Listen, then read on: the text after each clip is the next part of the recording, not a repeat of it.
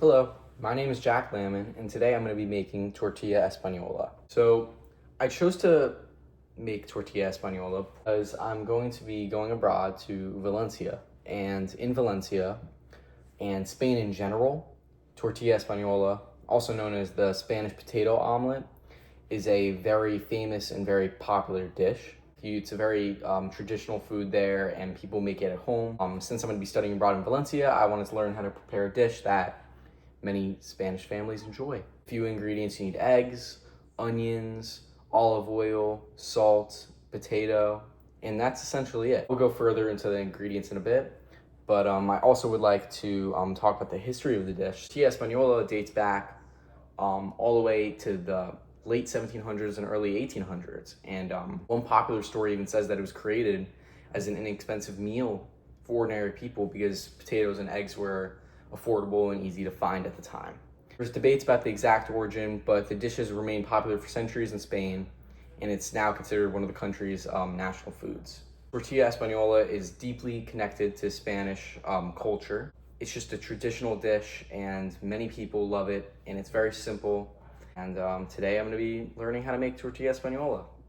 Now, before I start cooking, I would like to show all the ingredients.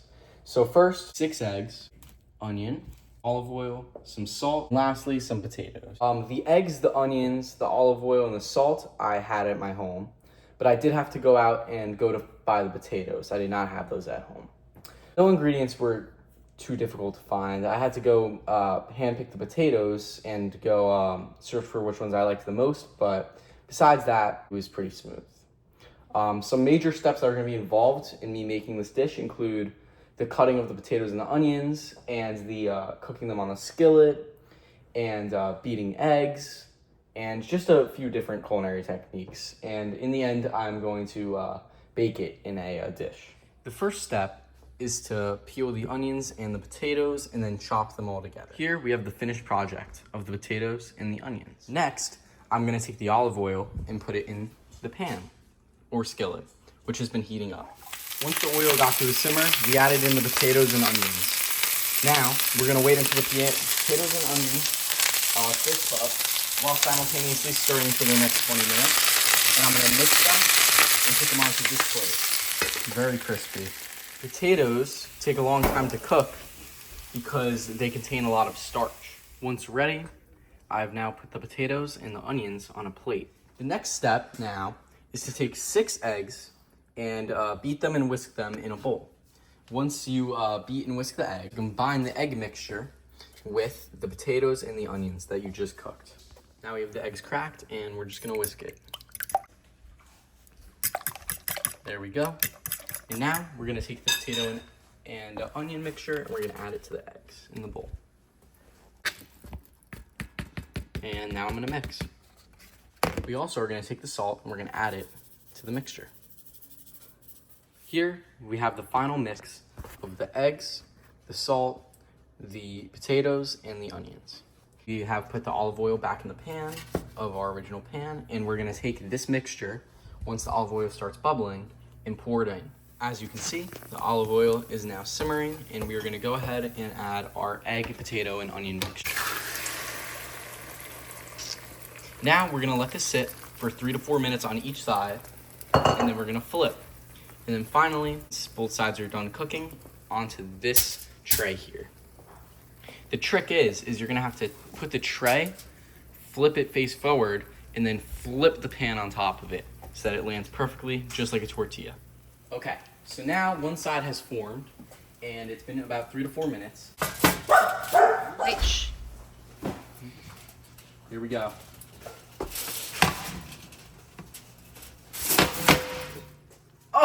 Oh, look at that. All right, so now we're gonna take this and we're gonna put it back in the pan. Now we're gonna have the other side cook once we successfully flipped it. Okay, so finally, we're gonna take our finished product and we're gonna put it onto the tray here. 3, 2, 1. Ta-da! This is the attempt at the tortilla española. Thank you. Now, we have the finished result, and we're gonna take pieces out and we're gonna put them all along these plates for me and my brothers to try. Okay, so this is the final product. I'm here with my 3 brothers, and we're gonna try the final product here, the tortilla española.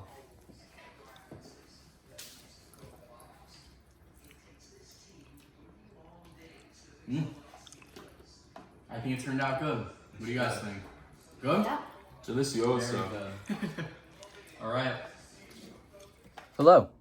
Now that everything is said and done with the project and the finished product came out, there's a few things I would like to talk about. First off, after everything's said and done, I have to say that the cooking process went fairly smooth, and the only issue that I ran into was at the end trying to flip it, which is that's like the hardest part of the dish. That's it's a tough technique, you know?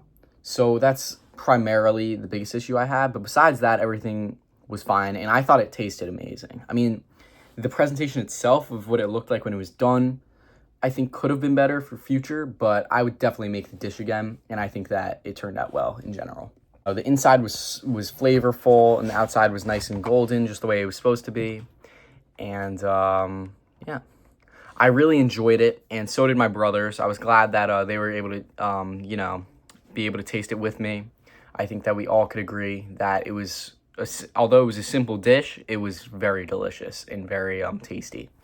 My siblings were very surprised for sure with how it turned out, and I think that it went really well.